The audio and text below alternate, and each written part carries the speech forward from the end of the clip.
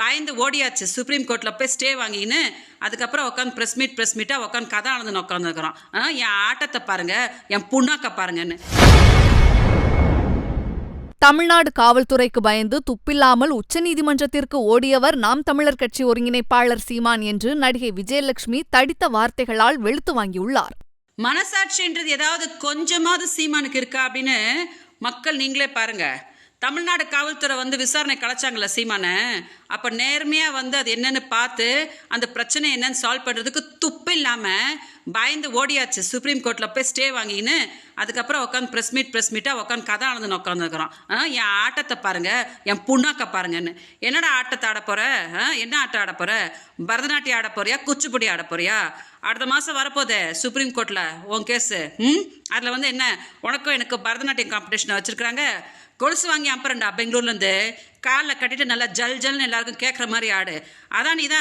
அதான் நீ போட்ட ஆட்டத்தை உலகமே பார்த்தாச்சே. மாமா கேடு கட்டவன் அப்படி இப்படி நீ பம்புனியே, அந்த ஆட்டத்தை தான் உலகமே பார்த்தாச்சே. இன்னென்ன ஆட்டத்தை பார்க்கணும்? மக்களை முட்டாள் நினச்சி நிற்கிறியா? என்னைக்கு நீ என்னைய பாலியல் தொழிலாளின்னு சொன்னியோ அன்னைக்கே உன்னோட அரசியல் வாழ்க்கை முடிஞ்சிச்சு சீமான். என்னோட பாவம் உன்னை சும்மாவே விடாது. பிச்சை எடுப்படா, நாசமாக போவ. ப்ரெஸ் கூட முன்னாடி எப்படியோ உட்காந்து பேசிட்டு இருக்காங்க தெரியுமா? துப்பு கட்ட நாய். அந்த கேஸ் பொம்பளை பிள்ளை கேஸ் என்னென்னு சால்வ் பண்ணுறதுக்கே யோகியதை இல்லையா? இவங்ககிட்ட போய் தமிழ்நாடை கொடுக்கணுமா? இவன் முதலமைச்சராய் கிழிப்பானான் அப்படின்னு நினச்சிட்டு சொல்ல முடியாமல் உட்காந்து உன் கதையை கேட்டுக்கிட்டு உட்காந்துட்டு இருக்கிறாங்க. அதனால் ஏமாத்தாத, மக்களை முட்டாளன்னு நினைக்காத.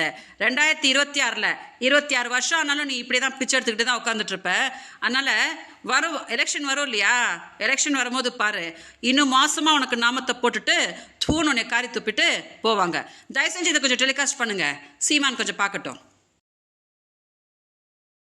செய்திகளை உள்ளது உள்ளபடி தெரிந்து கொள்ள ரெஃப்ளெக்ட் நியூஸை சப்ஸ்கிரைப் பண்ணுங்க.